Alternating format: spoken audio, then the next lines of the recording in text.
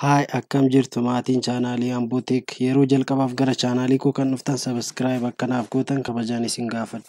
Viidiyoo haaraa yeroo gadhiisu akka dafee isin bira qaqqabu yoo barbaaddan mallattoo bilbilaa sana irratti cuqaasa. Har'a kana isinii qabadhee dhufe akkamitti storage kompitara keenya iddoo lamatti hiruu dandeenya yookaan partition gochuu dandeenya isan isinitti agarsiisaa na hordofa. Jalqaba irratti iddoo faayilaa seennaan achiin faayila this PC iddoo jedhu irratti right click goona.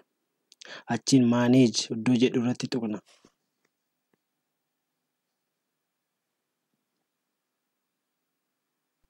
Achiin disk management isa jedhu irratti tuqna.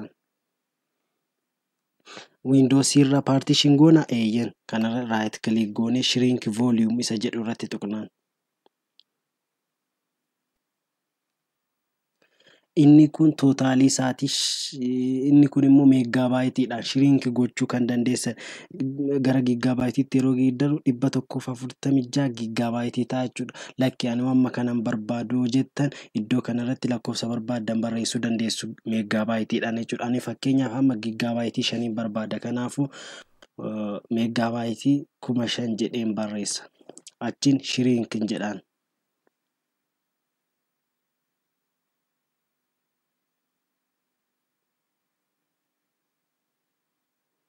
Xiqqoobsaa. Kuno 4.8 gigabyte unlocated kan jedhu dhufeera. Achirratti right click gootanii new simple volume isa jedhu irratti tuqtu. Achi next jettuun. Sirriidha? Eeyyan.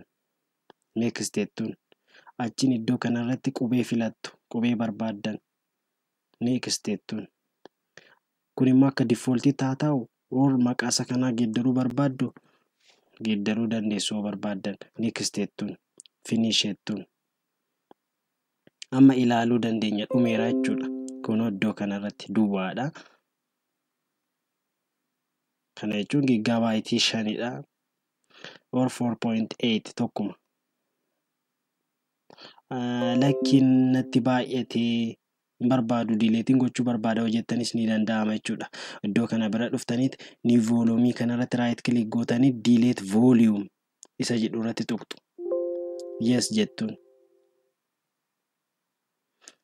So iddoo kana bira dhuftaniit extend volume isa jedhu irratti tuqtu. Next jettuun. Sirriidha? Eeyyan next jettuun. Finish jettuun. Bakka isaatti isinii deebi'ee jechuudha. Viidiyoon koo isinitti tole like yoo isinitti tolu baate dislike gochuun maatii chaanaalii kana akka taatan isin affeera.